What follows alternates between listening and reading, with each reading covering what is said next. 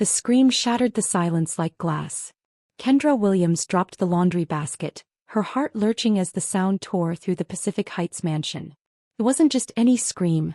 It was primal, terrified, the kind of sound that bypassed rational thought and went straight to instinct. She ran. Down the marble hallway, past priceless artwork that blurred in her peripheral vision toward the source. The playroom. She burst through the door and froze. 6-year-old Jang Seo-yeon, the child who hadn't spoken a single word in 8 months, stood pressed against the wall, hands covering her ears, mouth open in a silent scream that had somehow found voice. Tears streamed down her face as she stared at the man standing in the doorway. Jang Tae-won. Her uncle. The man who visited every Thursday like clockwork, who brought expensive gifts and spoke in soothing tones, who everyone said was so good with Seo-yeon. But Seo-yeon was screaming. 나쁜 남자. 나쁜 남자. 가지 마세요. The words burst from the little girl in frantic Korean. Bad man. Bad man. Don't go. Kendra's blood turned to ice. She understood every word. Taewon's expression flickered, just for a microsecond, with something cold and calculating before his mask of concern slid back into place. Seo-yeon, it's uncle. It's just me. Why are you? No. Seo-yeon screamed in English this time, stumbling backward. No, no, no. Kendra moved without thinking. She crossed the room in 3 strides and positioned herself between the child and Tae-won, scooping Seo-yeon into her arms.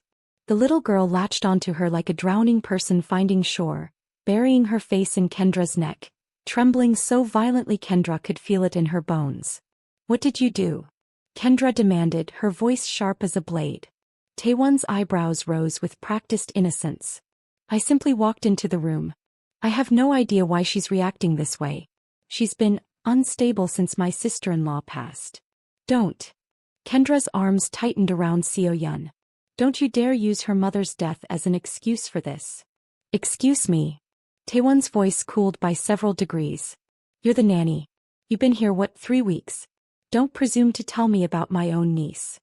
3 weeks is long enough to know when a child is terrified. Footsteps thundered down the hall. Jang Miho appeared in the doorway and Kendra's breath caught the way it always did when she saw him. At 35, he was devastatingly handsome in the way dangerous men often were. Sharp features, dark eyes that missed nothing, black hair slightly disheveled from running his hands through it during stressful phone calls. He wore his usual uniform, black slacks, white dress shirt with the top 4 buttons undone, revealing the edge of an elaborate tattoo that spread across his collarbone. But right now those dark eyes were wild with panic. What happened?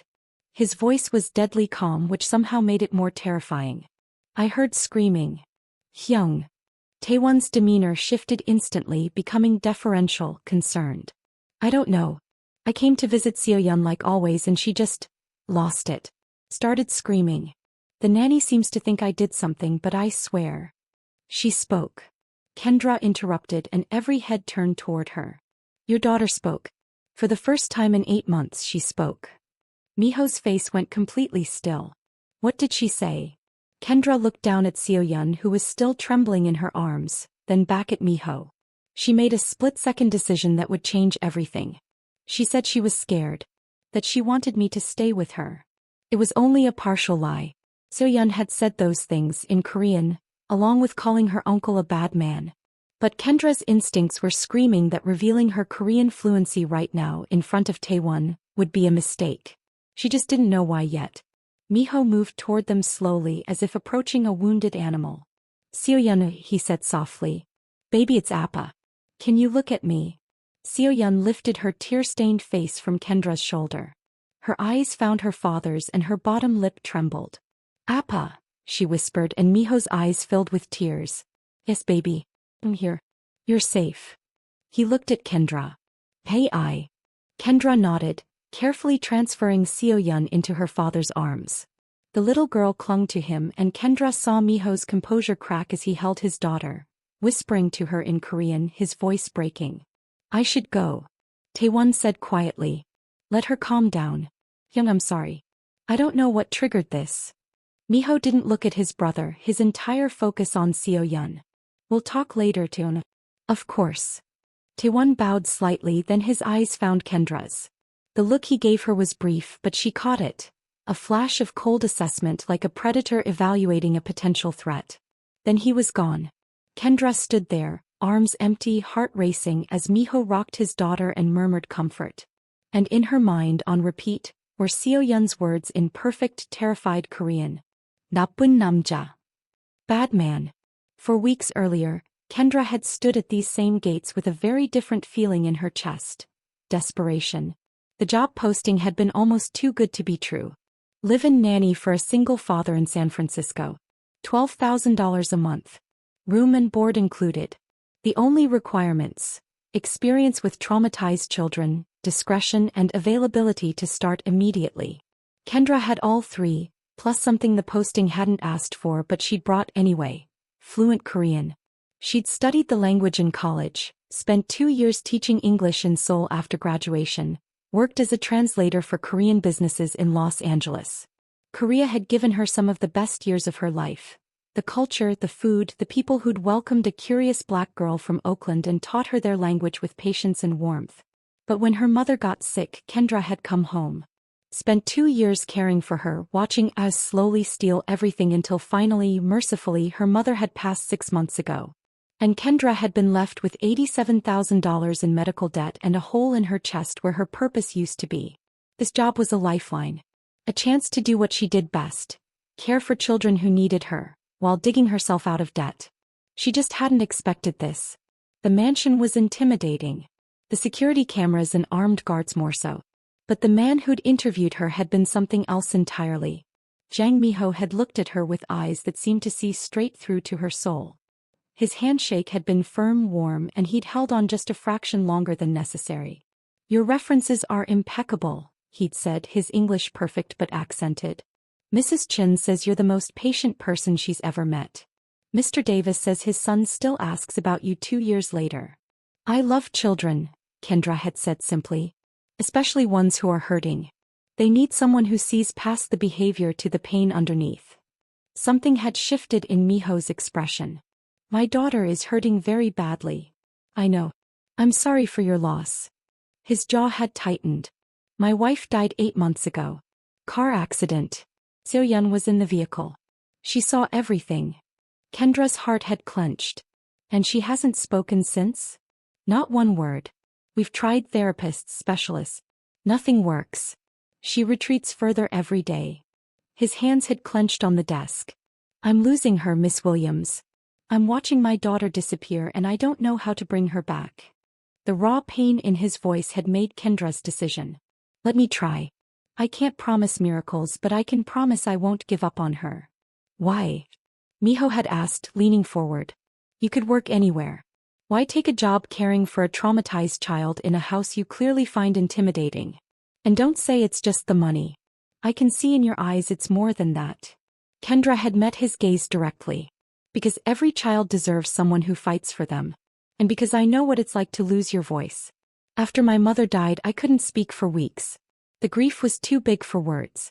But my best friend, she just sat with me. She didn't push, didn't demand. He just stayed. Eventually I found my voice again. Maybe I can do the same for Seo-yeon." Miho had studied her for a long moment. Then he'd extended his hand.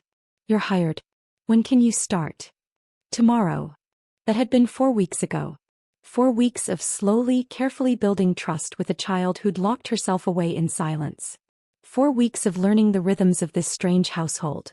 The armed guards who patrolled the grounds, the men in expensive suits who came and went at odd hours, the way Miho's phone rang at 2 a.m. and he'd disappear for hours.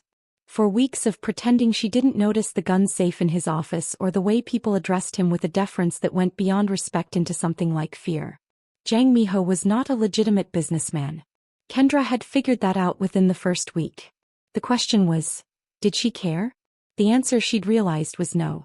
Because whatever else he was, Miho was a devoted father. She'd seen him sit outside Seo-yeon's door at night, just listening to her breathe.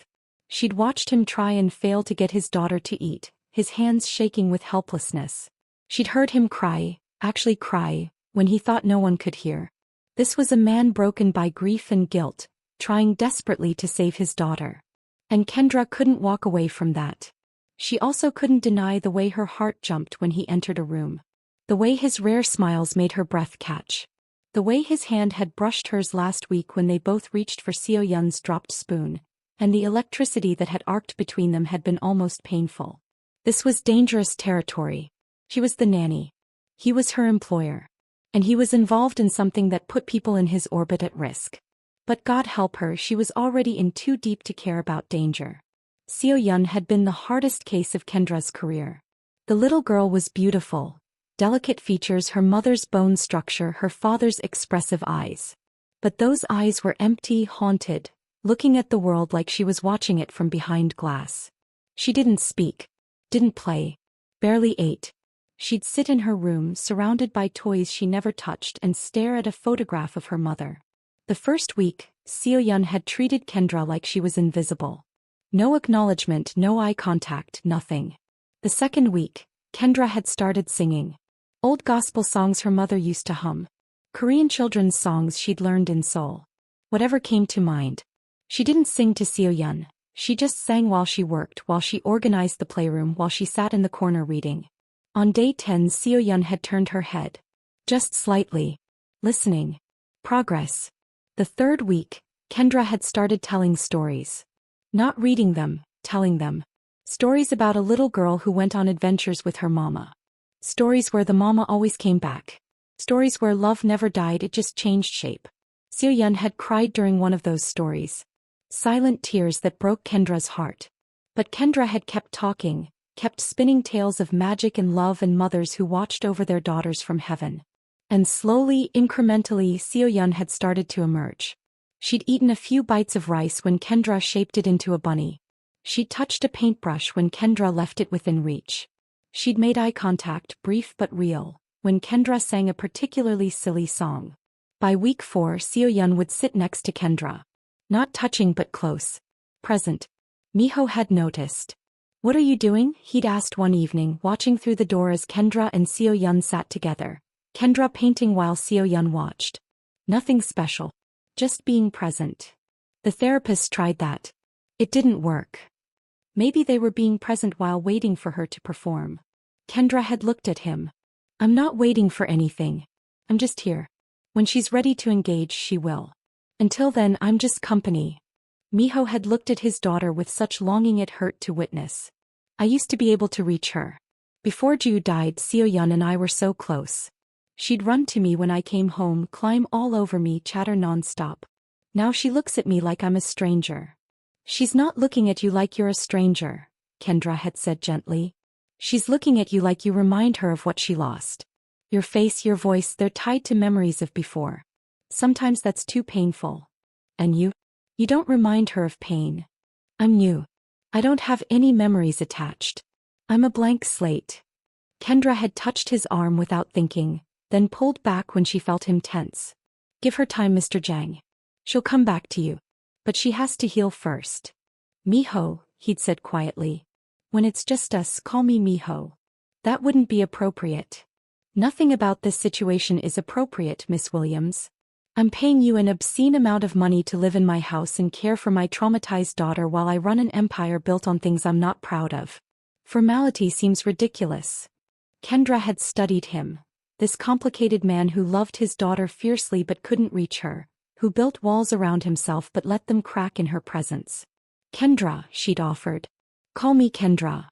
"Kendra," he'd repeated, and her name in his mouth had sent shivers down her spine. "Thank you. For everything you're doing for her. For us. It's my job." "No." His dark eyes had held hers. "A job is what you're paid to do. What you're doing is care. There's a difference." That conversation had shifted something between them. After that, Miho had started seeking her out. Asking about Seo-yeon's day but also about Kendra herself. Where she'd grown up, what she studied, why she became a nanny. She'd asked him questions too. About his childhood in Busan, about his wife, about the man he'd been before grief.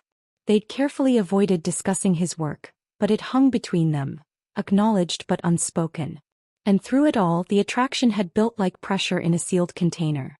The way his hand would linger when he handed her coffee. The way her pulse would race when he stood too close. The way they'd both catch themselves staring and look away flustered.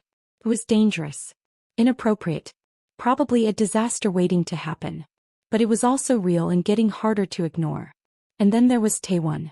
Jang Tae-won visited every Thursday at 3 p.m. He was handsome in a more polished way than his older brother. Perfectly styled hair, designer suits, smile that looked practiced. He was Miho's younger brother by 3 years and from what Kendra had gathered, his second in command in whatever organization they ran. He always brought gifts for Seo-yeon. Expensive dolls, imported chocolates, toys that cost more than Kendra's monthly rent back in Oakland. And Seo-yeon hated him. Kendra had noticed it the first time Tae-won visited. The way the little girl's body had gone rigid when he entered the room. The way she'd pressed herself against the wall, eyes wide. But Tae-won never seemed to notice or pretended not to. He'd coo over Seo-yeon in Korean, try to coax her to play, tell Miho that she just needed more time. She was always shy with me, he'd say with a laugh. Even before the accident. Ju used to joke that Seo-yeon thought I was too loud. But Kendra had seen Jiwoo's photo albums. Had watched videos from before the accident. In every single one that included Tae-won, Seo-yeon looked uncomfortable. Why hadn't anyone else noticed? Or maybe they had and just dismissed it as a child's quirk. But children's instincts were rarely wrong. Kendra had started paying closer attention to Tae-won's visits. The way he'd speak to Seo-yeon in rapid Korean, probably assuming the American nanny couldn't understand. The way his eyes would track the little girl's movements with an intensity that made Kendra's skin crawl. "Uncle loves you so much, Seo-yeon," he'd say in Korean. "You know that, right? Whatever happens, Uncle will always take care of you." Sounded loving. But there was something off about the phrasing. Whatever happens. Like he was preparing her for something. And today Seo-yeon had finally found her voice. To scream at him in terror. Now, as Kendra stood in the playroom watching Miho rock his daughter, she made a decision. She was going to figure out what the hell was going on with Jang Tae-won. And she was going to protect this little girl no matter what it cost her. Because Seo-yeon had called her uncle a bad man in Korean, and Kendra was the only person in this house who understood. Which meant she was the only person who could act on it. That evening, after Seo-yeon had finally cried herself to sleep in her father's arms, Kendra found herself in Miho's study. She hadn't been summoned, he'd simply looked at her over his daughter's sleeping form and said, "We need to talk." "My office." 10 minutes. Now she sat across from him, watching as he poured 2 glasses of whiskey with hands that trembled slightly. "I don't usually drink," Kendra said. "Tonight you might want to." He slid a glass across the desk. "My daughter spoke for the first time in 8 months. She also had a complete breakdown. I need to understand what happened." Kendra took the glass but didn't drink. "What did Tae-won say when you called him?" Miho's eyebrows rose slightly. "How did you know I called him?" "Because you're thorough. You wouldn't leave a situation like that unexamined." Something flickered in his eyes. Approval, maybe. "He said he has no idea what triggered her. That he came to visit like always and she just started screaming. He's concerned, wants to give her space, suggested maybe his visits are too much pressure right now." "That's convenient," Kendra said before she could stop herself. Miho's gaze sharpened. "Explain." This was it. The moment she had to decide how much to reveal. Kendra thought about Seo-yeon's terrified face, her desperate words in Korean. She thought about the debt she was drowning in, the job she desperately needed. Then she thought about a 6-year-old girl who'd finally found her voice to scream for help. "I don't trust him," Kendra said flatly. "Your brother. I don't trust him around Seo-yeon." The temperature in the room dropped about 10 degrees. "That's a serious accusation." "It's an observation. Every time he visits she shuts down. She was making progress this week. Humming along when I sang, actually reaching for toys. Then he shows up and she regresses. She's traumatized. Inconsistent reactions are normal." This wasn't inconsistent. It was terror. Kendra leaned forward. "Miho, your daughter hasn't made a sound in 8 months. Today she screamed. That's not regression, that's a trauma response to a specific trigger. And you think my brother is that trigger?" "I think your daughter does." Miho stood abruptly, pacing to the window. His reflection in the glass was stark. A man torn between loyalty and love. "Tae-won has been with me since the beginning. He's my blood. He's helped me build everything I have. I'm not questioning his loyalty to you. I'm questioning his intentions towards Seo-yeon." He spun to face her. Why? Give me something concrete. Not feelings, not instinct. Facts. Kendra had to be careful here. She couldn't reveal that she understood Korean without exposing that she'd been hiding that fact. The way she reacts to him. The timing of her breakdown. And she hesitated. Something he said today after you left to get Seo-yeon. He looked at me and said I didn't know my place. That part was true. Tae-won had said exactly that in Korean, probably thinking she wouldn't understand. 이여자는 자기 위치를 모르네. This woman doesn't know her place. He said that. Miho's voice went dangerously quiet. Not in those exact words, but the implication was clear. He didn't like me interfering. Miho was quiet for a long moment, his jaw working. Finally he said, I'll talk to him. Set some boundaries around his visits. That's not enough. It's all I can do right now without evidence of actual wrongdoing. He moved closer and Kendra's breath caught at the intensity in his eyes. You're asking me to choose between my brother and the instincts of a woman I've known for 4 weeks. I'm asking you to choose your daughter's safety over your loyalty. Don't. His voice cracked. Don't make this about whether I love Seo-yeon enough. I would die for that little girl. I know, Kendra said softly. I know you would. But dying for her is easy. Living for her, making the hard choices that might cost you everything, that's harder. They stared at each other, the air between them charged with more than just this argument. With all the things they hadn't said, hadn't acted on, hadn't dared to acknowledge. Why do you care so much? Miho asked quietly. About Seo-yeon, about this situation. It's just a job. It stopped being just a job the first time she fell asleep with her hand in mine, Kendra said. It stopped being just a job when she smiled at my singing. It stopped being just a job when I realized I'd walk through fire to keep her safe. Even if that fire includes my brother? Especially then. Miho closed his eyes. When he opened them, something had shifted. I can't cut Tae-won out of our lives without cause. He's family, and in my world family is everything. But I can limit his access. No more visits until Seo-yeon is more stable. And when he does visit, you'll be present. Always. It wasn't enough, but it was a start. Okay. But Kendra. He moved closer, close enough that she could smell his cologne, something expensive and understated.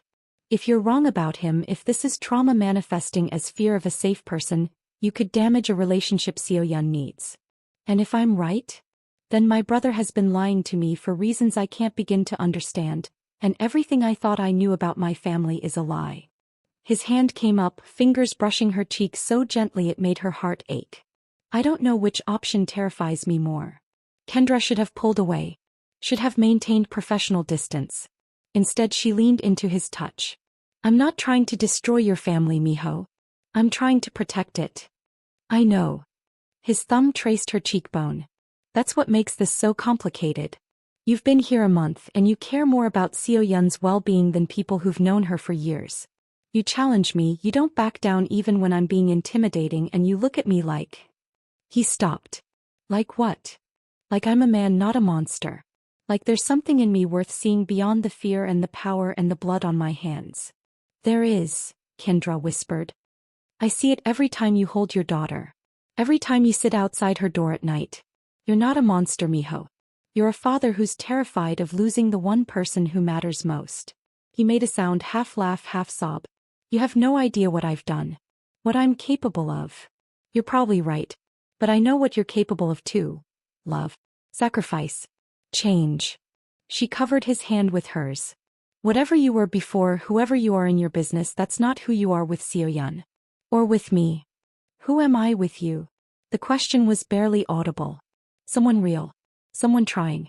Someone she stopped, horrified at what she'd almost said. Someone you what? His other hand came up to frame her face, and God, they were so close now. Someone I care about, Kendra admitted. More than I should. More than is smart or professional or safe. I care about you too, Miho said roughly. So much it terrifies me. I watch you with my daughter and I want things I have no right to want. Family that's whole. A woman who looks at me the way you do. A life where I'm not constantly afraid that caring about someone will get them killed. Miho. My wife died because of me, he interrupted, and the pain in his voice was visceral. She was in my car coming to meet me for dinner and someone planted a bomb meant for me. Jiwoo died instantly.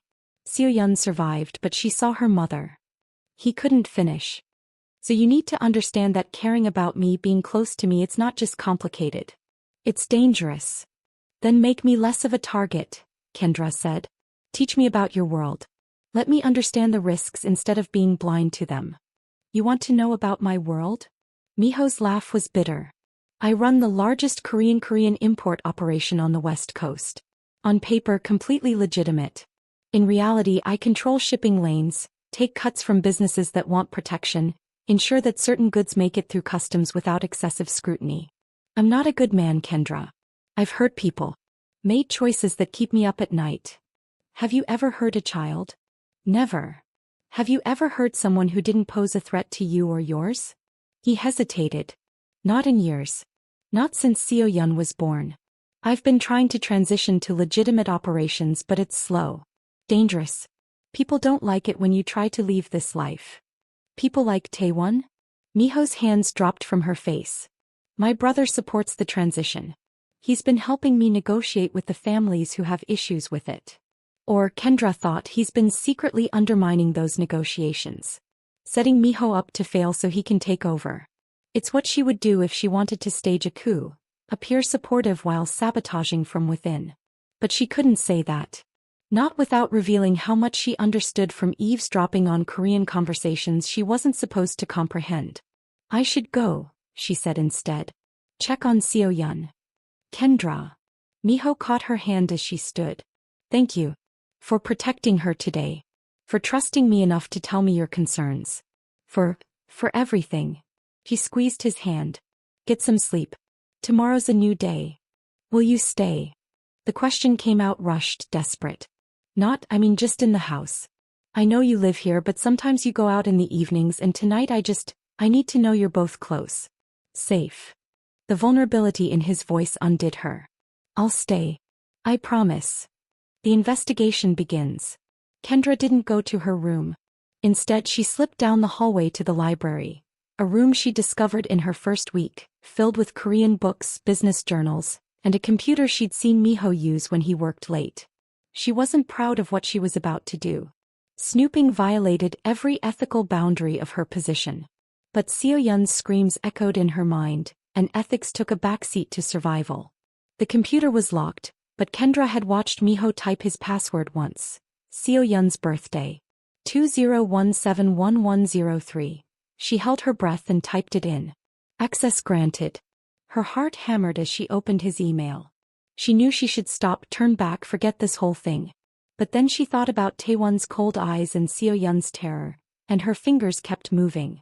Most of the emails were in Korean.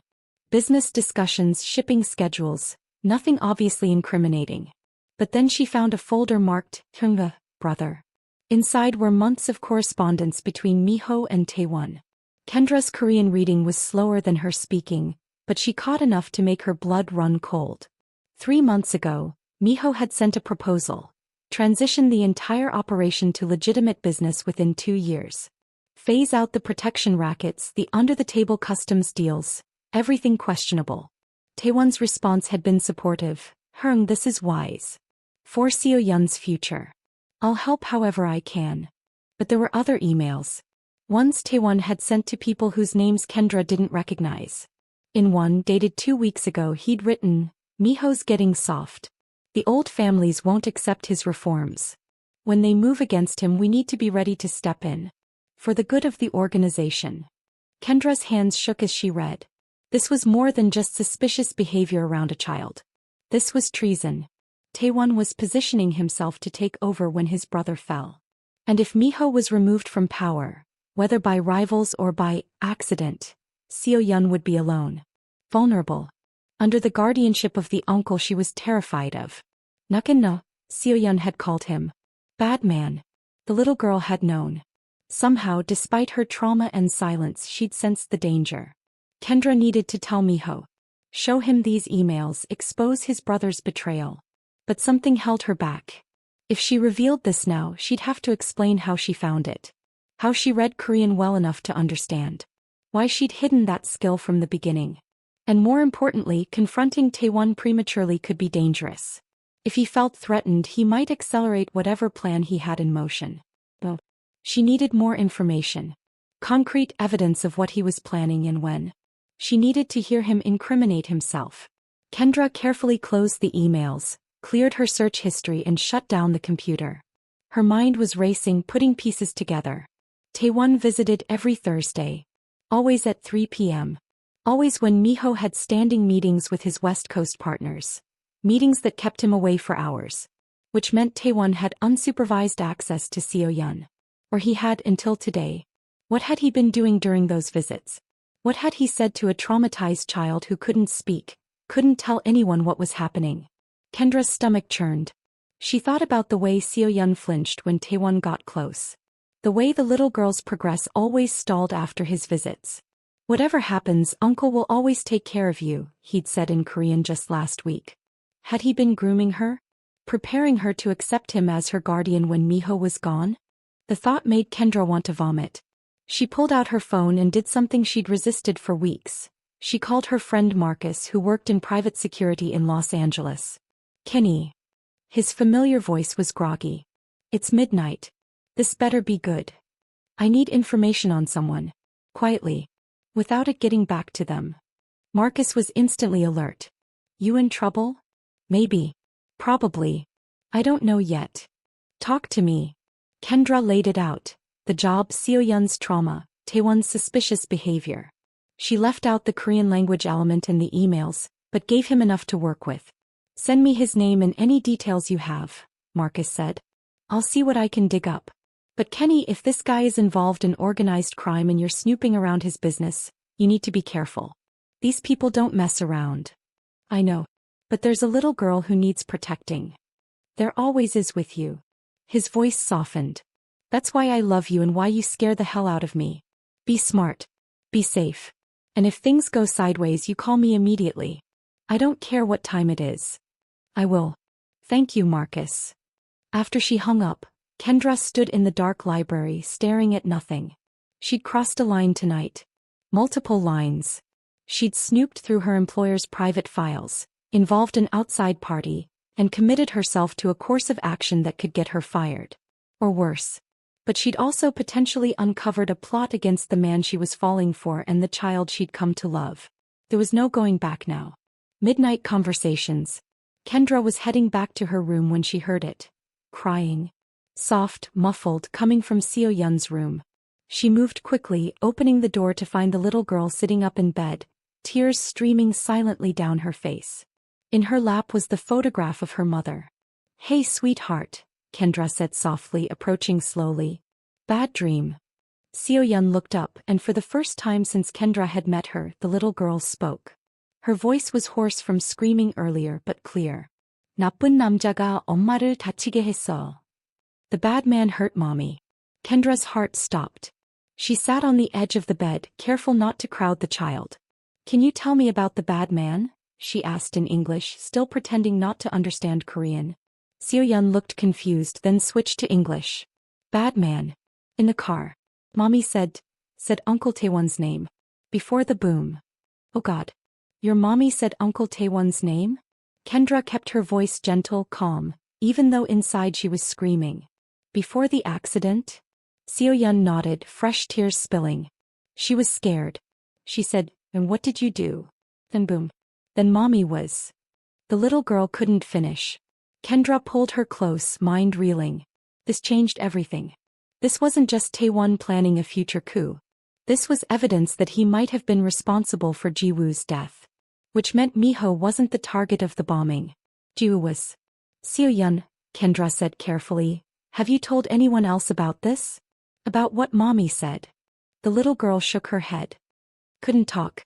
And Uncle Tae-won said if I told he'd hurt Appa too. Ice flooded Kendra's veins. When did he say that? When he visits.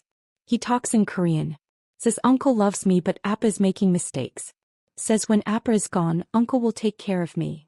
Seo-yeon's small hands fisted in Kendra's shirt. But I don't want Uncle to take care of me. I want Appa. And I want you. Oh baby. Kendra held her tighter. Your Appa isn't going anywhere. I promise. Uncle Tae-won is a bad man. Like the man in the car. The man in the car? Kendra pulled back slightly. There was someone else in the car? Seo-yeon nodded.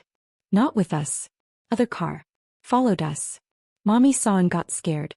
Called Uncle Tae-won. Then boom. The pieces clicked together with horrifying clarity. Jiwoo had noticed someone following them. She'd called Tae-won. Maybe for help, maybe to confront him about it. And then the bomb had gone off. Either Tae-won had planted it or he'd known about it and let it happen. Either way, he'd murdered his brother's wife. And now he was positioning himself to take everything. The business, the power, the child. Seo-yeon, Kendra said carefully, I need you to be very brave. Can you do that? The little girl nodded. I need you to keep this secret from Uncle Tae-won. Can you pretend you didn't tell me? Pretend you still can't talk around him. But I don't want him to visit anymore. He won't. Your app is going to make sure of that. But we need to be smart about this, okay? Because if Uncle Tae-won knows what you told me, he might do something bad. Seo-yeon's eyes widened with fear. But I won't let him hurt you, Kendra said fiercely. I promise. And neither will your appa. We're going to keep you safe. But you have to trust me and be brave. Can you do that? After a long moment, Seo-yeon nodded. Hey. I trust you, Kendra, Oni. Kendra Uni big sister. The Korean honorific slipped out naturally and Kendra's cover was blown. But looking into this brave little girl's eyes, she didn't care. You speak Korean, Seo-yeon said wonderingly. I do. I didn't want anyone to know, but yes. I understand everything. Everything Uncle Tae-won says? Everything. Something like relief crossed Seo-yeon's face. Good. Then you know he's bad. You can tell Appa. I will. But not tonight. Tonight we rest. And tomorrow we make a plan. Kendra brushed hair from Seo-yeon's face. Do you want me to stay with you? Yes, please. Kendra settled beside her and Seo-yeon curled into her side, small and warm and trusting. Within minutes the little girl was asleep. But Kendra stayed awake, staring at the ceiling, planning. She had a confession from a 6-year-old about her mother's murder. She had emails suggesting treason. She had months of suspicious behavior. What she didn't have was proof that would stand up against a man who'd been at Miho's side for years. A brother whose word would naturally be trusted over that of a nanny who'd been there a month. She needed Tae-won to incriminate himself. Undeniably. And she was going to have to take a risk to make that happen. But first she needed to tell Miho what his daughter had revealed. That conversation was going to shatter him. But better shattered now than dead later when Tae-won made his move. Kendra waited until Seo-yeon was deeply asleep before carefully extracting herself from the bed. She tucked the blanket around the little girl, pressed a gentle kiss to her forehead and slipped out of the room. The hallway was dark, silent except for the distant hum of the security system. It was nearly 2 a.m. Miho's light was still on. She could see it glowing beneath his office door. She should wait until morning.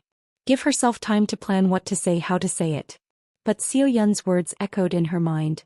Mommy said, and what did you do? Then boom. Every hour she waited was an hour Tae-won had to plan to move to hurt someone else. Kendra knocked softly. Come in. Miho sat behind his desk, tie discarded, shirt rumpled, hair disheveled from running his hands through it. Papers covered every surface. Contracts, shipping manifests, what looked like architectural plans. He looked exhausted and beautiful and so utterly alone that Kendra's heart ached. You should be sleeping, he said, but his eyes drank her in like he'd been waiting for her to appear. So should you. Can't. Too much to think about. He gestured to a chair. What's wrong? Is Seo-yeon okay? She had a nightmare. But yes, she's okay now. Kendra sat, her hands twisting in her lap. Miho, I need to tell you something. And you're not going to like it. His expression shuddered immediately, going from tired to alert in a heartbeat. What did you do? I snooped. In your computer. I read your emails with Tae-won. The silence that followed was deafening. Miho stood slowly, his movements controlled but radiating barely contained fury. You did what? I needed to understand what was happening.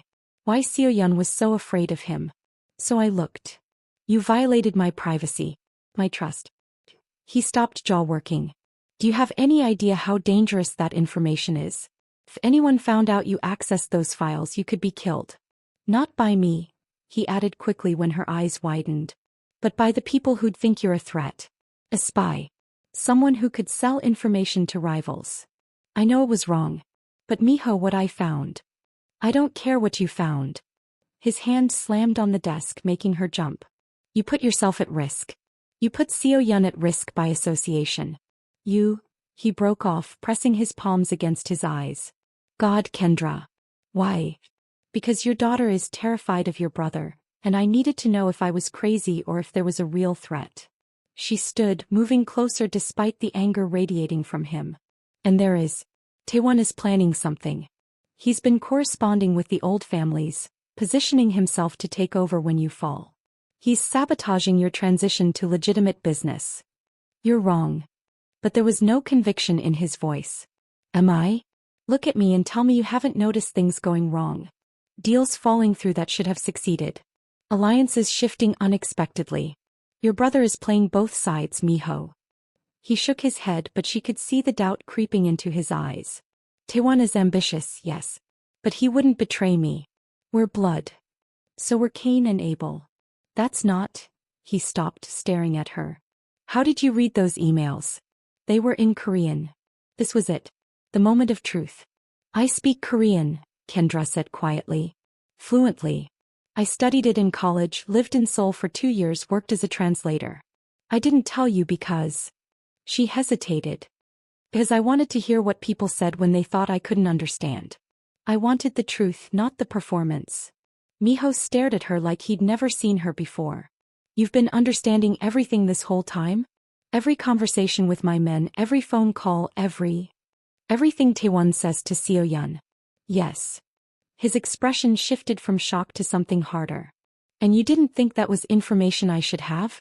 That my daughter's nanny spoke the language and was secretly eavesdropping on private conversations.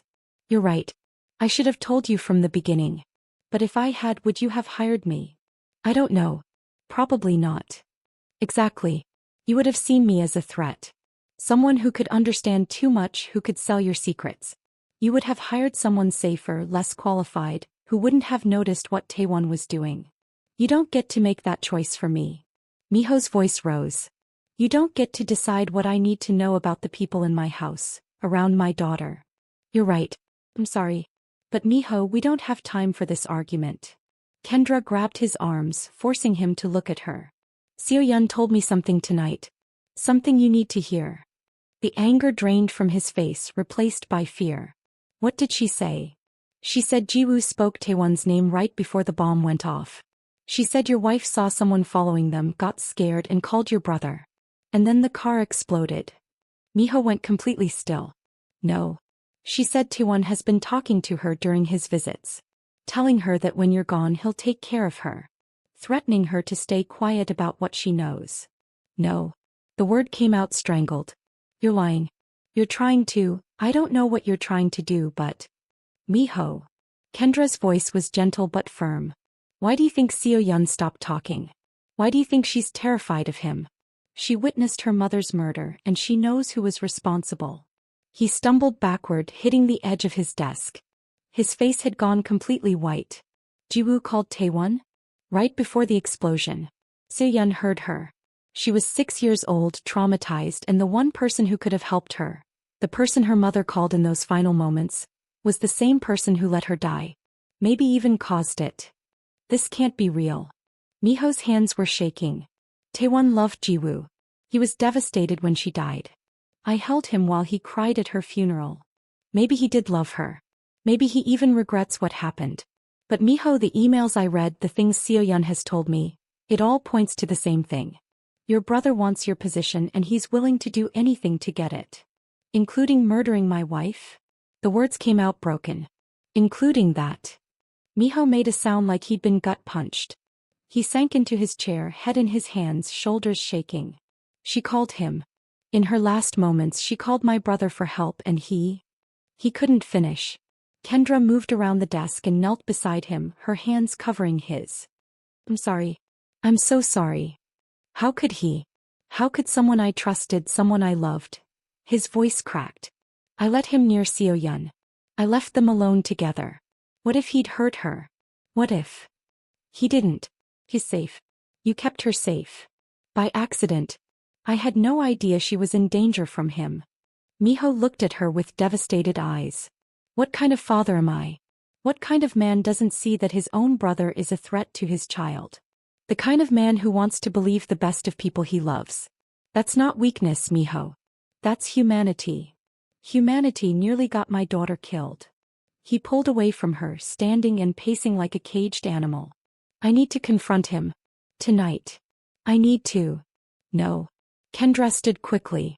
You can't. Not yet. The hell I can't. He murdered Jiwoo. He's been threatening my daughter. I'm going to. What? Kill him? Without proof? Based on the word of a traumatized 6-year-old and emails that could be interpreted multiple ways. Kendra moved to block his path. Miho, think. You're the head of an organization that values loyalty above everything. If you move against your own brother without irrefutable evidence, you'll look paranoid. Unstable. It'll give him exactly the ammunition he needs to turn people against you. He stared at her, rage and grief warring in his expression. Then what do you suggest? I just let him get away with it. No.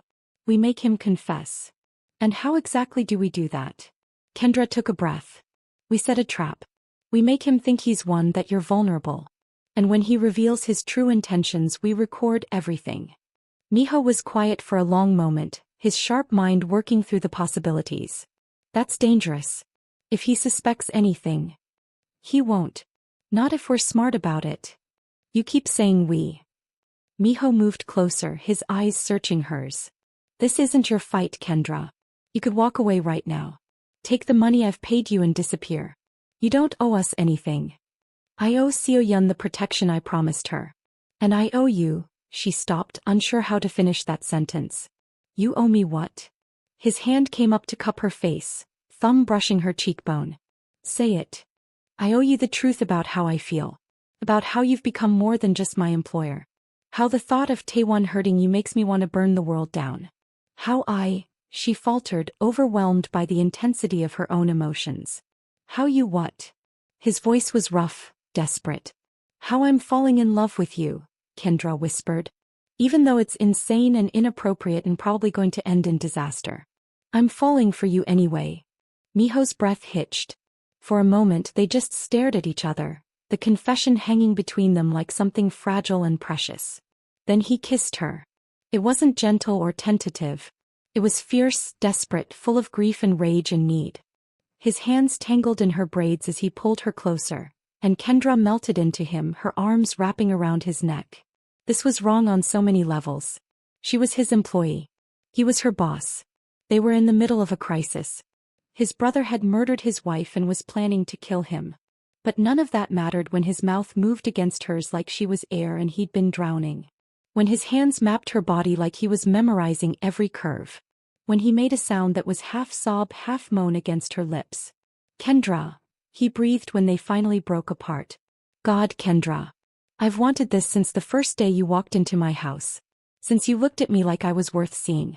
But we can't. I know. She rested her forehead against his. I know all the reasons this is a terrible idea. But I don't care. Do you? No. He laughed, the sound broken and beautiful. I should send you away, keep you safe, protect you from my world. But I'm too selfish. I need you too much. Then keep me. Kendra pulled back to look at him. Keep me here by your side. Let me help you fight this. Let me be part of this. If I do, you're in danger. Real danger. Tae-won won't hesitate to hurt you if he thinks you're a threat. Good thing I'm harder to hurt than I look. Miho studied her face. This woman who'd appeared in his life like a miracle, who'd brought his daughter back from silence, who'd uncovered a betrayal that could have destroyed everything. You're extraordinary, he said quietly. Brave and fierce and so beautiful it hurts to look at you. I don't deserve you. Probably not, Kendra agreed with a small smile. But you've got me anyway. He kissed her again, softer this time. A promise. A vow. When they parted, his expression had shifted from grief to determination. Tell me your plan. Every detail. If we're doing this, we're doing it right. Planning the trap. They worked through the night, sitting side by side at Miho's desk, building a strategy. Tae-won visits on Thursdays. Kendra said, pulling up a calendar. That's 3 days from now. We use that. He won't come after what happened with Seo-yeon. I told him to stay away. Exactly. Which makes it perfect. You call him, tell him you overreacted. That you've realized Seo-yeon's fear isn't about him. It's about men in general trauma response. You apologize for doubting him. Miho's jaw clenched. I have to apologize to the man who murdered my wife. You have to make him think he's still trusted. That his position is secure. Kendra squeezed his hand. Can you do that? For Seo-yeon? I can do anything. Good. So you invite him back. But this time you also tell him something else. That you're considering stepping back from active leadership. That the stress is too much, especially with Seo-yeon struggling. You want to focus on being a father. Understanding dawned in Miho's eyes. He'll see it as his opening. The weakness he's been waiting for. Exactly. And when he comes to visit, we record everything. We get him to talk about his plans, his ambitions. Maybe even about Jiwoo. How do we get him to confess to murder? He's not stupid, Kendra. He won't just admit to killing her. No, but he might admit to other things. And if we're lucky, if we push the right buttons, his arrogance will make him sloppy. Kendra pulled up the emails she'd read earlier. Look at these. He's confident he's smarter than you. That he's been playing you for months and you haven't noticed. That kind of ego wants to gloat. Miho read the emails, his expression darkening with each one. He talks about me like I'm naive. Soft. Use that. When he visits, tell him you're struggling. That you don't know if you can handle the pressure anymore. Make yourself vulnerable. It'll make him bold. And you'll be there? Recording. I'll be with Seo-yeon. We'll have the conversation in the playroom while I'm entertaining her in the corner. He'll think I don't understand Korean, so he'll speak freely. No. Miho shook his head firmly. I'm not putting you in a room with him. If he suspects anything. He won't. I'm just the nanny who doesn't speak Korean, remember? I'm background noise. You're the woman I love, Miho said, and Kendra's breath caught. Which means you're a target. I won't risk you. You love me. The words came out barely above a whisper. Miho's hand cupped her face. Completely. Terrifyingly. From the moment you stood up to me about Seo-yeon, refusing to back down even though I was trying to intimidate you. You challenged me, saw through me, and still chose to stay. How could I not love you? Tears blurred Kendra's vision. I love you too. Which is why I'm not letting you face your brother alone. We do this together or not at all. They stared at each other, both stubborn, both terrified, both absolutely certain. Okay, Miho finally said. Together. But we do this smart. I want you wired with a recording device. I want Adrian positioned outside the room, armed. And at the first sign of danger you get Seo-yeon and you run. Understood. Understood. I'm serious, Kendra. If this goes wrong, if he threatens either of you, I need to know you'll prioritize safety over evidence. I will. I promise. She leaned in and kissed him softly. But it's not going to go wrong. We're going to expose him, protect Seo-yeon, and end this. I hope you're right. I'm always right, Kendra said with more confidence than she felt. Miho smiled despite everything. A real smile that transformed his face. Arrogant. Confident. There's a difference. He pulled her close, burying his face in her neck. Thank you. For everything. For seeing the truth when I was blind to it. For protecting my daughter. For loving me despite all the reasons you shouldn't. Thank you for trusting me. For letting me in. For being brave enough to face this. They held each other in the quiet of his office, drawing strength from the contact. Outside, the sky was starting to lighten, dawn creeping over the city. We should get some rest, Miho said eventually. We'll need to be sharp for Thursday. Will you be able to sleep? After everything I told you? No. But I'll try. He kissed her forehead. Go. Check on Seo-yeon. And Kendra. Yes. Lock your door tonight. Just in case. The reminder of the danger sent a chill through her. You think Tae-won might come here? Tonight. I think he's been one step ahead of me for months. I'm not taking any more chances. His expression hardened. I'm doubling the guards around Seo-yeon's room and yours. No one gets in or out without my approval. Okay. Kendra started to leave, but Miho caught her hand. One more thing. After this is over, after we've dealt with Tae-won and Seo-yeon is safe, I want you to stay. Not as her nanny. As. He hesitated. As part of our family. If you'll have us. Her heart swelled so large she thought it might burst. Are you asking me to be with you? Officially. I'm asking you to be everything. Partner, mother to Seo-yeon, the person I wake up to every morning. I know it's fast, I know it's complicated, but Kendra, I'm done pretending this is temporary. You've become essential. Both of you. Yes, Kendra said without hesitation. Yes to all of it. After we handle Tae-won, yes. The kiss he gave her then was full of promise and hope and the future they'd build together. When she finally made it back to her room, dawn was fully breaking. Kendra checked on Seo-yeon, still sleeping peacefully, before collapsing into her own bed. But sleep didn't come. Her mind raced with plans and contingencies, with everything that could go right and wrong. In 3 days they'd confront Tae-won. They'd expose his betrayal, get justice for Ji-woo and secure Seo-yeon's safety. Or they'd die trying. The longest 3 days. The next 72 hours were the longest of Kendra's life. Miho made the call to Tae-won on Monday morning, and Kendra listened on speaker as he performed the most difficult act of his life. Ting, Miho said, his voice perfectly calibrated to sound tired and apologetic. I owe you an apology. I overreacted on Friday. Hyung, no. I understand. Seo-yeon's well-being comes first. Still, I shouldn't have blamed you. The therapist says her fear response isn't personal. It's triggered by adult men in general. Trauma from the accident. Kendra heard the satisfaction in Tae-won's voice when he responded. That makes sense. Poor thing. She must be so confused. She is. And honestly, I am too. Miho's hand clenched on the desk, but his voice remained steady. This whole situation, trying to run the organization while being a single father, I don't know if I can do it anymore. Silence on the other end. Then carefully, what are you saying, Hyung? I'm saying maybe you were right. Maybe I'm not cut out for this life anymore. Maybe Seo-yeon and I would be better off if I stepped back. Let someone else handle the pressure. You're talking about retiring? Tae-won's voice was neutral, but Kendra could hear the underlying excitement. Not entirely, but taking a less active role. Focusing on the legitimate businesses, letting someone I trust handle the rest. Someone like me? You're my brother. The only person I trust with this. More silence. Kendra could practically hear the wheels turning in Tae-won's mind, calculating his next move. Hyung, this is a big decision. We should discuss it in person. Why don't I come by Thursday? We can talk through the details, figure out what a transition would look like. That would be good. Come around 3 o'clock like usual. Seo-yeon will be in her playroom with Kendra. We can talk in private. Perfect. And Hyung, I'm proud of you. It takes strength to admit when something's too much. Ju would be proud too. Miho's expression went murderous, but his voice remained warm. Thank you, Tae-won. See you Thursday. When he hung up, Miho stood and punched the wall. Hard enough that his knuckles split and bled. He took the bait, Kendra said, grabbing his hand and examining the damage.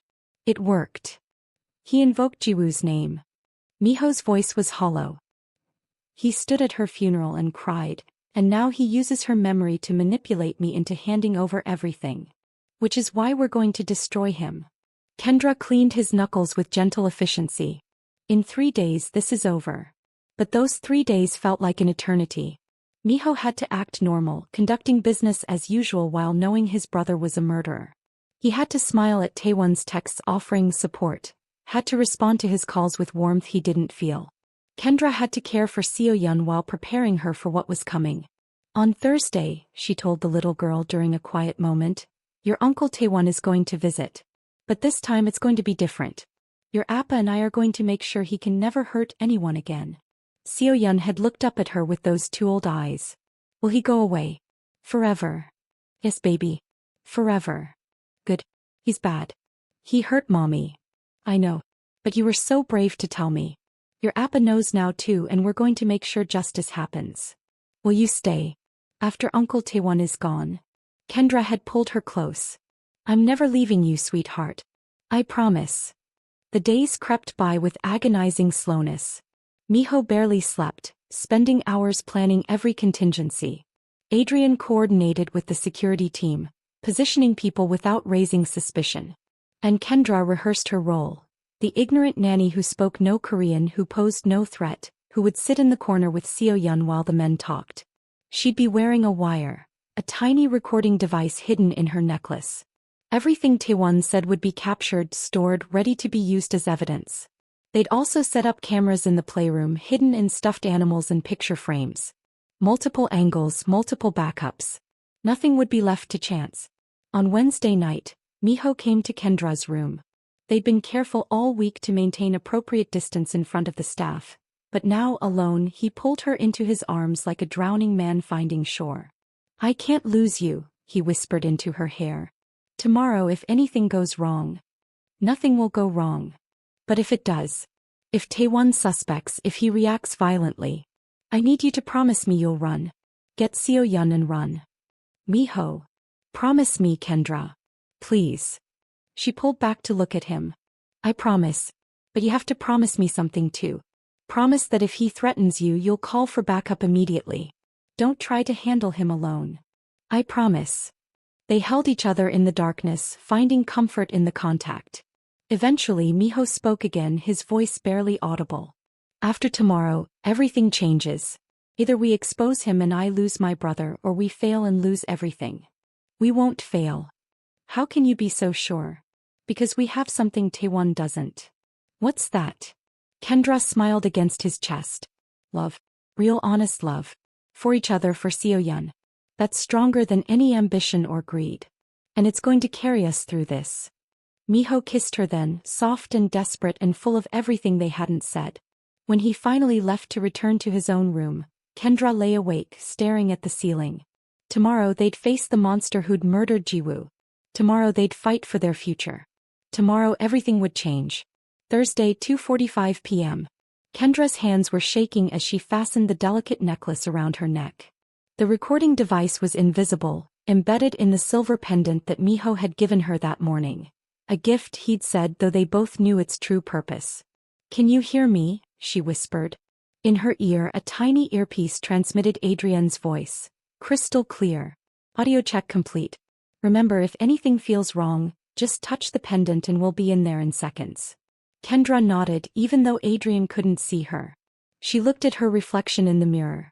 Professional, calm, unremarkable.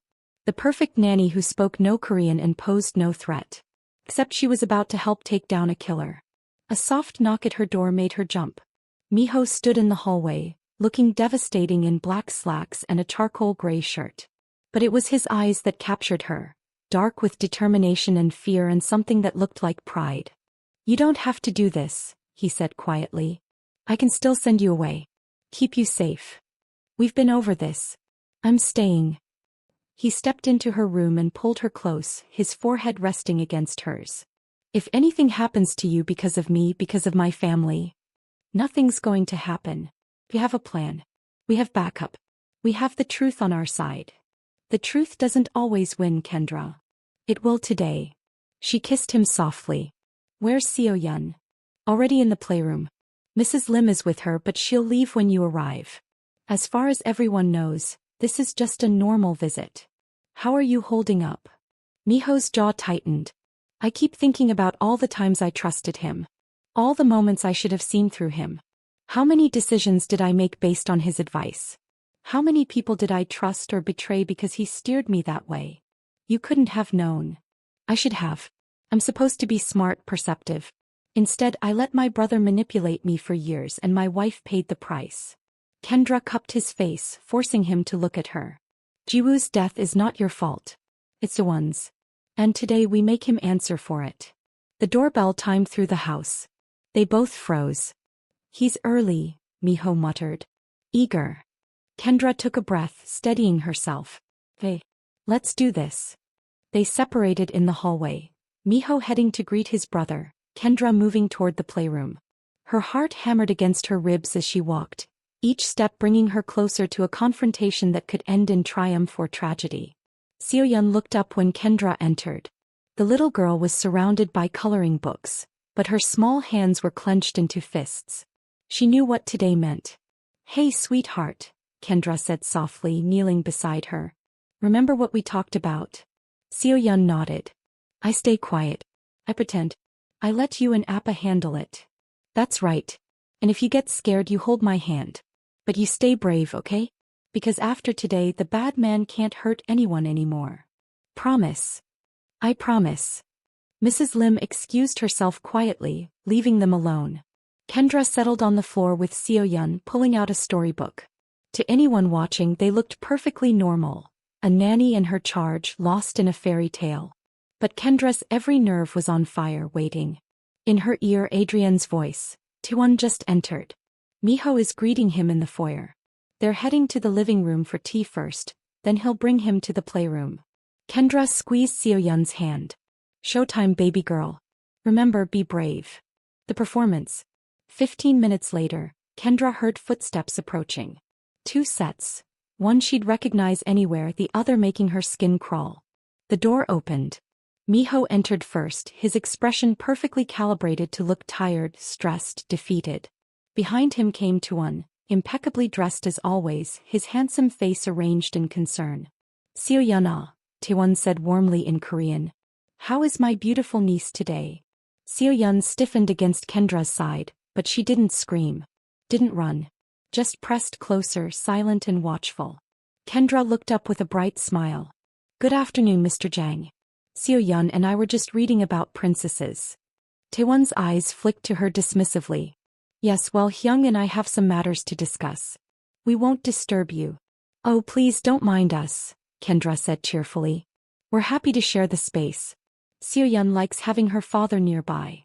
The lie was smooth practice. In reality, this was the plan. Keep them all in the same room, capture everything. Miho moved to the window seat, gesturing for Tae-won to join him. They sat at an angle that allowed Kendra to see them in her peripheral vision while appearing focused on Seo-yeon. So Hyung, Tae-won said in Korean, his tone sympathetic. You sounded stressed on the phone. Tell me what's troubling you. Miho ran a hand through his hair, a gesture of exhaustion he'd perfected. Everything. The business, the family's pushing back on the transition, Seo-yeon's condition. I feel like I'm failing at all of it. You're not failing. You're human. Maybe that's the problem. Maybe this life requires someone who can be ruthless. Someone who can make the hard choices without hesitation. Miho looked at his brother. Someone like you. Tae-won's expression flickered with satisfaction before settling back into concern. You're talking about stepping down? Seriously. I'm talking about doing what's best for my daughter. And honestly, I don't think I have the stomach for this anymore. Not after Jiwoo. Every decision feels tainted by her blood. Her death wasn't your fault. Wasn't it? She died in my car coming to meet me. If she'd never married me, never gotten involved in my world. You can't think like that, Tae-won interrupted smoothly. Jiwoo knew what she was getting into. She made her choice. Kendra felt Seo-yeon tremble and squeezed her hand reassuringly. On the surface, she continued reading in a soft voice, but every atom of her being was focused on the conversation happening across the room. Did she? Miho's voice held an edge of something. Pain, maybe, or calculation. Sometimes I wonder if she ever really understood the danger. If I was honest with her about the risks. You protected her as much as you could. Not well enough. Miho stood, pacing to the window. I've been thinking about that day. The accident. Seo-yeon was in the car, but she was too traumatized to tell us anything. I've always wondered, did Jiwoo say anything before the explosion? Did she know it was coming? Tae-won's posture stiffened almost imperceptibly. How would I know that? You were one of the first people on the scene. I thought maybe, I don't know. Maybe someone heard something. It happened too fast, Hyung. No one heard anything. Liar, Kendra thought viciously. Seo-yeon heard everything. And so will everyone else when they listen to this recording. Miho turned back to his brother. You're right. I'm grasping at shadows, looking for meaning where there is none. It was just a senseless tragedy. Exactly. Which is why you can't keep torturing yourself. Tae-won stood, moving to place a hand on Miho's shoulder. Let me help you, Hyung. Let me take some of this burden. You focus on Seo-yeon, on healing. I'll handle the organization. You do that? Take on that responsibility. Of course. You're my brother. Your family is my family. His eyes drifted to where Seo-yeon sat with Kendra and something cold flashed in them. I'd do anything to protect what's ours. The possessive emphasis on ours made Kendra's stomach turn. Miho seemed to consider. If I stepped back, it would have to be a gradual transition. The families would need to accept your leadership. They already respect me. Many of them have come to me privately, expressing concerns about your recent decisions. Have they? Miho's voice was carefully neutral. What kinds of concerns? Tae-won waved a hand. Nothing serious. Just questions about the legitimization plan. Some of the older members are traditional. They don't like change. And you've been, what? Reassuring them? Or encouraging their doubts? The question hung in the air like a blade. Tae-won's expression shuddered. What are you implying, Hyung? Nothing. I'm just trying to understand the political landscape. If I'm going to hand over power, I need to know where everyone stands. Everyone stands with the family. With us. But not necessarily with me? Silence. Tae-won's jaw tightened. If you're asking whether some people think you've gone soft since Jiwoo died, then yes. But that's natural, Hyung. You've been through trauma. No one blames you. They just think I'm weak. I didn't say that. You didn't have to. Miho turned away again, and Kendra could see the tension in every line of his body. He was pushing, probing for the confession they needed. Maybe they're right. Maybe I have gone soft. A stronger man would have avenged his wife's death by now. There's nothing to avenge. It was an accident. Was it? The words came out soft, deadly. I've had a lot of time to think. A lot of time to review security footage, to question witnesses, to wonder why that particular car on that particular route with that particular security detail. Tae-won went very still. What are you saying? I'm saying the more I look at Jiwoo's death, the less it looks like a random attack. Hyung, you're grieving. You're looking for patterns that aren't there. Am I? Miho spun to face him. Then explain why 3 of the 4 security guards assigned to that car are now dead. Suicides, they said. Accidents. But all of them gone within 6 months of Jiwoo's death. Kendra's heart raced. This wasn't part of the plan. Miho was going off script, pushing harder than they'd discussed. In her ear, Adrienne's voice. Stay calm. He knows what he's doing.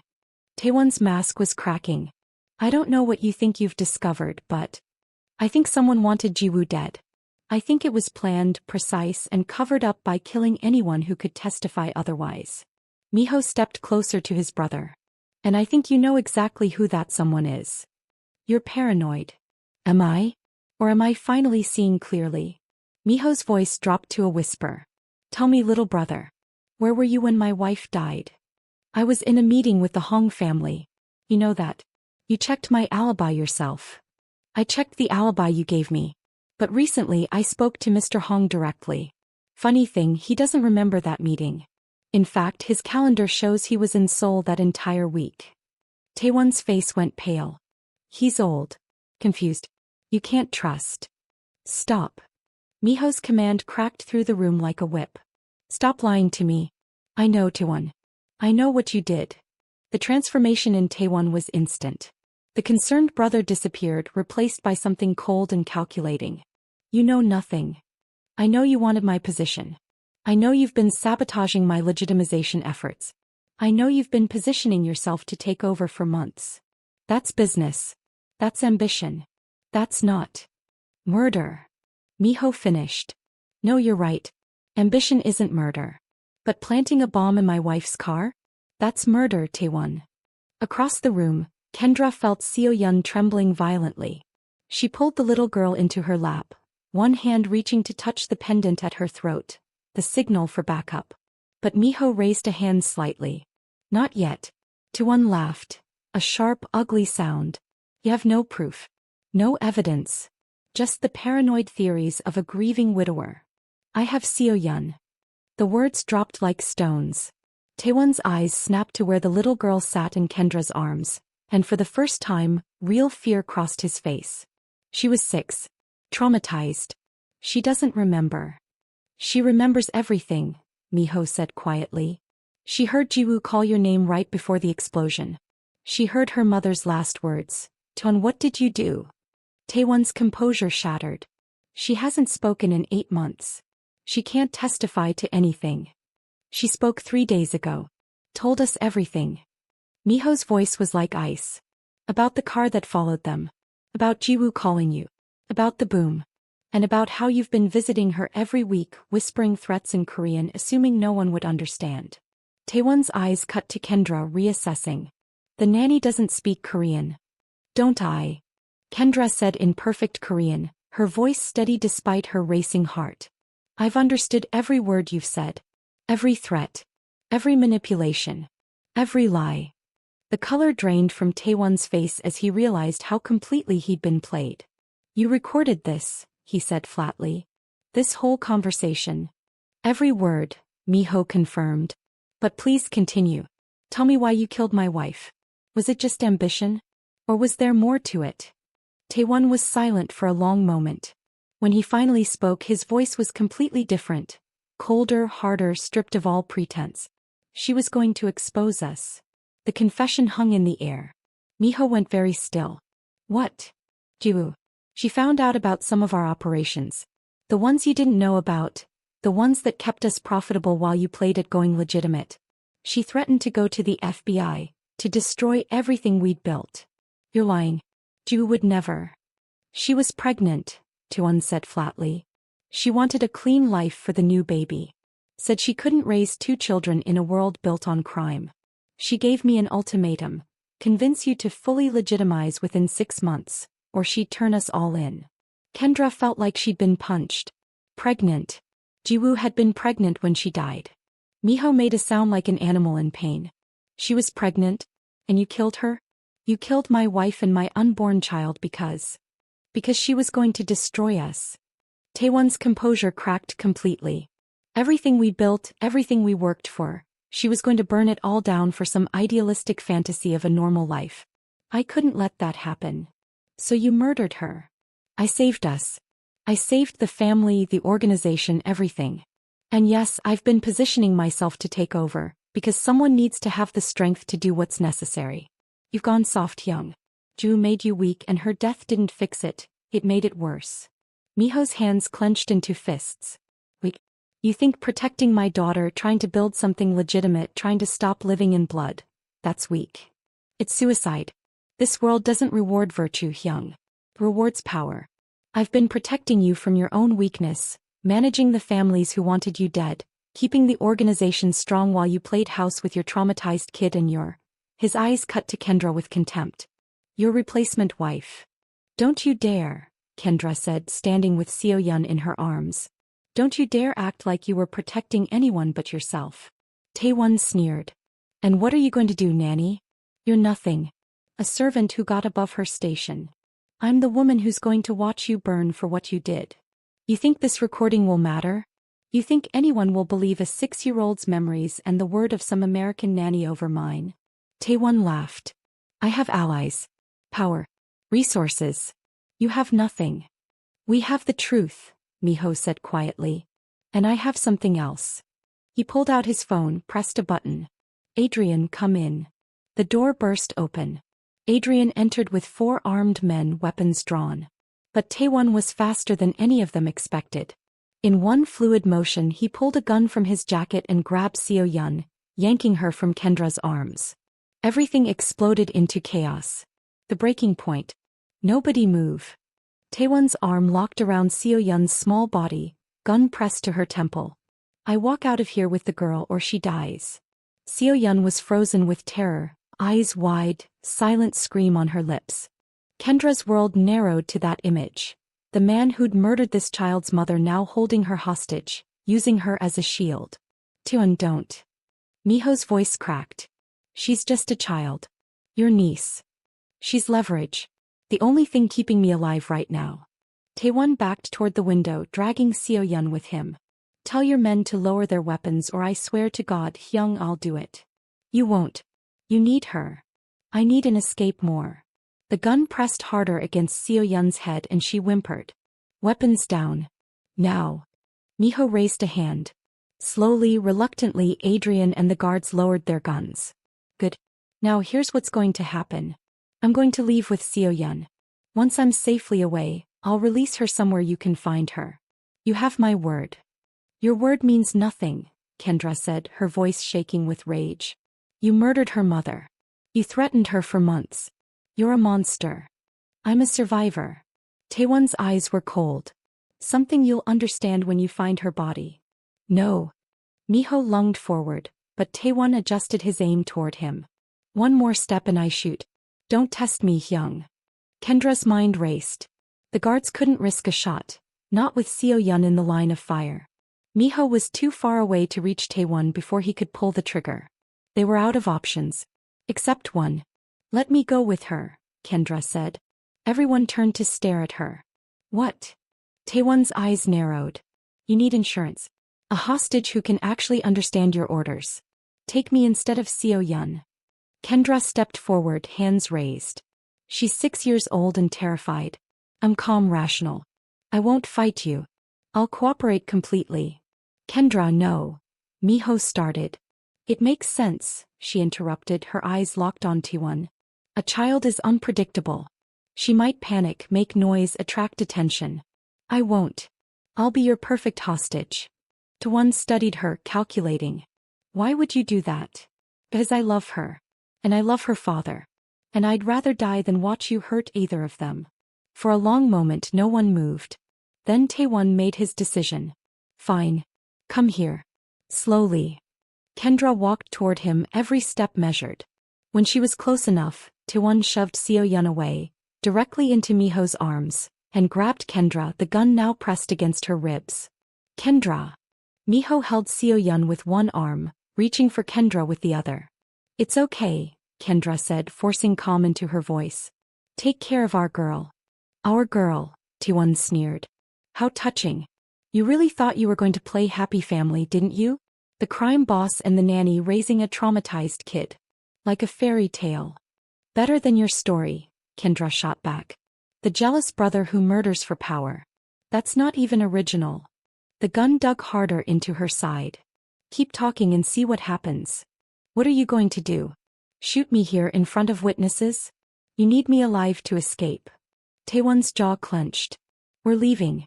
Everyone stays exactly where they are for 10 minutes or she dies. Understood. You won't make it out of the city, Miho said, his voice deadly calm. I have people everywhere. Every port, every airport, every border crossing. There's nowhere you can run. I have resources you don't know about. Allies who've been waiting for this moment. Taewon began backing toward the door, dragging Kendra with him. In a week I'll be in Korea beyond your reach. And maybe if I'm feeling generous, I'll let you know where to find your girlfriend's body. That was when Kendra made her move. She'd been trained in self-defense, a requirement her grandmother had insisted on when she'd moved to Seoul alone. She knew how to break holds, how to use an attacker's momentum against them. But more importantly, she'd been quietly working her hand toward the gun at Taewon's waist. In one fluid motion she grabbed it, twisted and dropped to the ground. The gun at her ribs fired, but she was already falling. The bullet grazed her shoulder, burning, agonizing, but not fatal.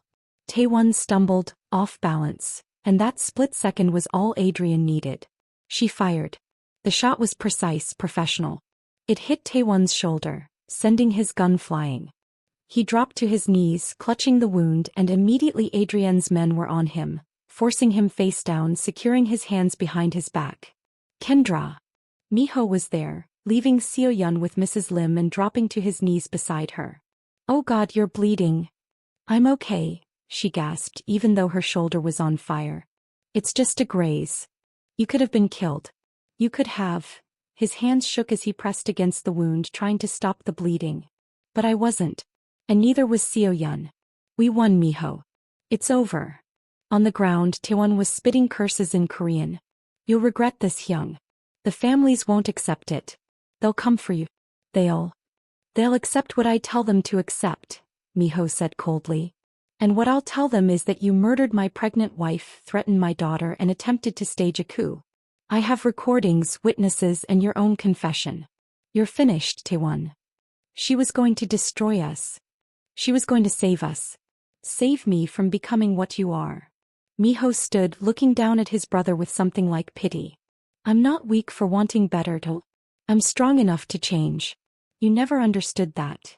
Police sirens wailed in the distance, getting closer. I called them, Adrian said. Figured we'd need official backup for this one. Miho nodded. Get him out of here. And Adrian? Make sure the recording gets to Detective Park. He's one of the few cops I trust. Already done, boss. As Tae-won was dragged away, still shouting threats and justifications, Kendra felt the adrenaline draining from her body. The room spun. Whoa, hey. Miho caught her as she swayed. Medic. I need a medic. I'm fine, Kendra murmured, even as darkness crept into the edges of her vision. Just tired. Stay with me. Kendra, stay with me. The last thing she saw before everything went black was Seo-yeon's face, tear-stained but safe, and Miho's eyes, terrified and full of love. Then nothing. Aftermath. Kendra woke to the antiseptic smell of hospital and the sound of soft singing. Her eyes fluttered open. The room was private, expensive, floor-to-ceiling windows showing the San Francisco skyline at sunset. And beside her bed, holding her hand, was Miho. He was singing in Korean. A lullaby, soft and slightly off-key. You're a terrible singer, she croaked. His head snapped up, relief flooding his face. You're awake. Oh, thank God you're awake. How long was I out? 6 hours.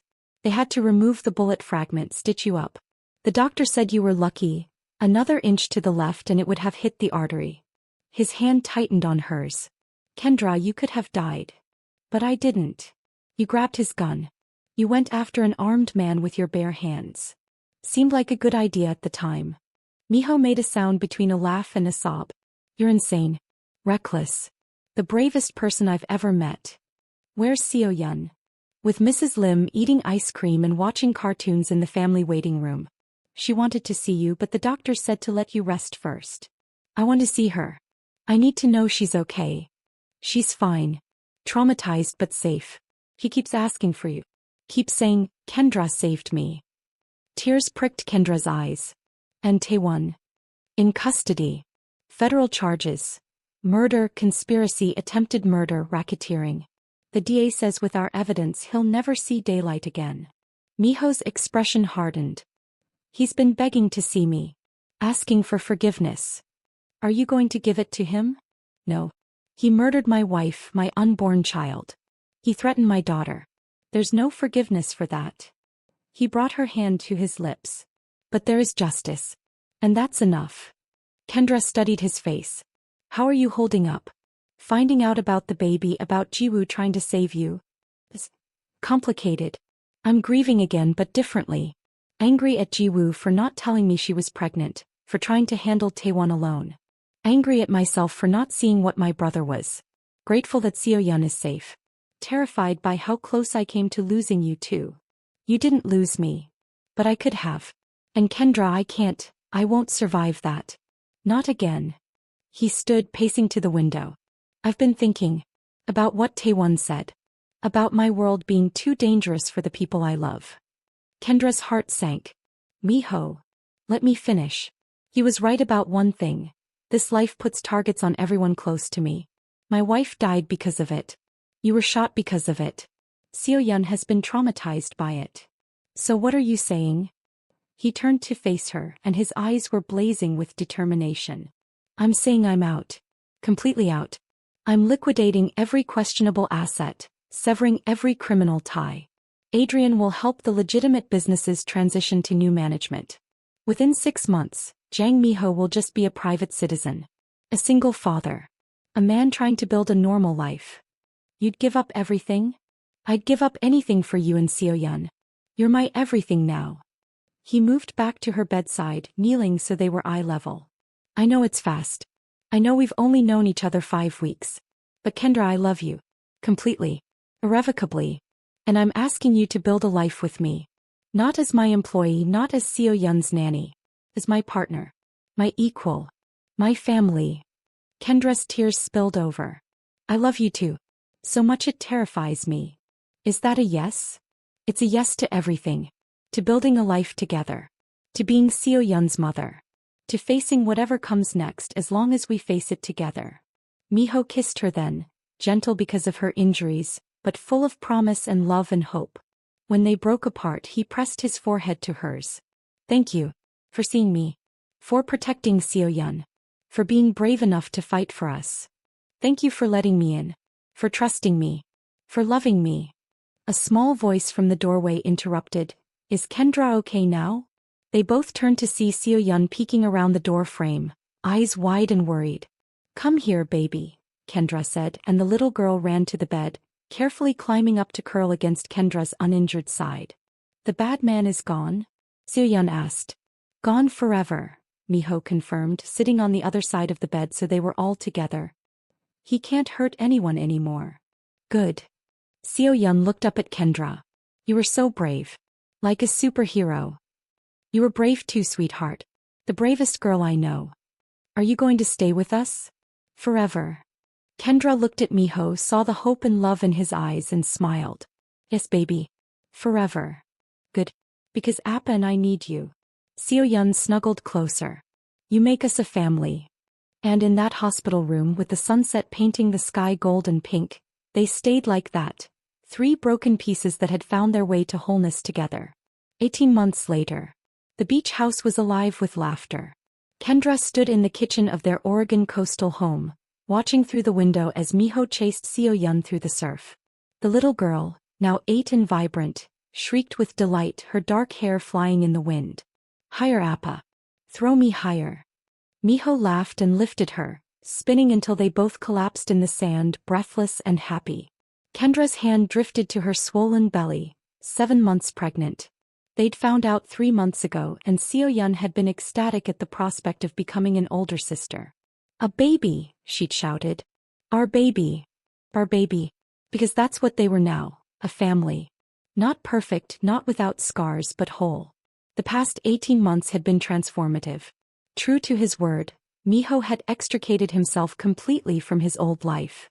It had been complicated, occasionally dangerous, but with Adrienne's help and the evidence against Tae-won, the transition had been surprisingly smooth. They'd moved away from San Francisco. Too many memories, too many ghosts. Found this house on the coast where Seo-yeon could run free and Miho could breathe without looking over his shoulder. Kendra had finished her nursing degree online. Miho ran a small art gallery showcasing Korean and African artists. They volunteered at the local community center, hosted beach barbecues, lived quiet lives. It was everything they'd fought for. Everything they'd almost lost. Tae-won was serving 4 consecutive life sentences. The trial had been brutal. His confession, Seo-yeon's testimony via closed-circuit video, the evidence of Ji-woo's murder laid bare for the world to see. Miho had attended every day, stone-faced and silent. When the verdict came down, he'd simply nodded, taken Kendra's hand and walked away. They never spoke about Tae-won anymore. The betrayal was too deep, the wound too raw. But they spoke about Ji-woo. Kept her memory alive for Seo-yeon, made sure the little girl knew her first mother had loved her fiercely. There was a photo of Ji-woo on Seo-yeon's nightstand, and sometimes Kendra would find the girl talking to it, sharing her day. I have 2 mamas now, Seo-yeon had explained once. One in heaven who watches me and one here who takes care of me. I'm lucky. Yes, Kendra thought. They were all lucky. Against impossible odds, they'd survived. Found each other. Built something beautiful from the ruins.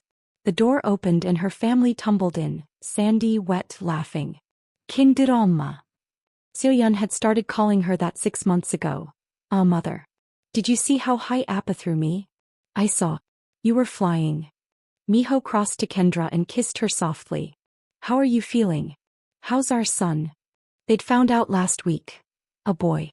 Seo-yeon was already planning his room, designing art for the walls. We're good. He's been kicking all afternoon. Can I feel?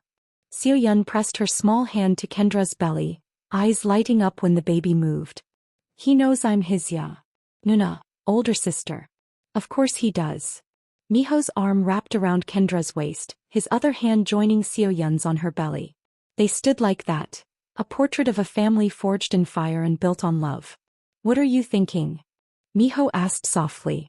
Kendra looked at him. This man who'd been so broken when she met him, who'd learned to trust and hope and love again. Who chose her every day, who built a life of peace after years of violence. I'm thinking about that first day. When I stood at your gates, desperate for a job with no idea what I was walking into. Regrets. His eyes searched hers. Not one. You. Only that I didn't find you sooner. He kissed her temple. But we have now. We have the future. We have this. Seo-yeon tugged on their hands. Come on. I want to show you the sandcastle I made. It has towers and a moat and everything. They let her pull them toward the beach, this little girl who'd been silent and is now overflowing with words and laughter. Who'd lost so much but found so much more.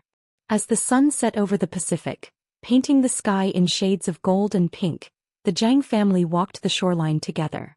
And if anyone had told Kendra 5 weeks into her job that she'd end up here, married to a former crime boss, mother to his daughter, pregnant with his son, living in a beach house where the biggest drama was whose turn it was to do dishes, she would have thought they were insane. But sometimes the most beautiful stories are the ones you never see coming. Sometimes love finds you in the darkest places. Sometimes a crying child leads you home. And sometimes when you're brave enough to fight for it, you get your happily ever after. Not the end. Just the beginning. Thanks for watching. Please like, share and subscribe for more videos like this one.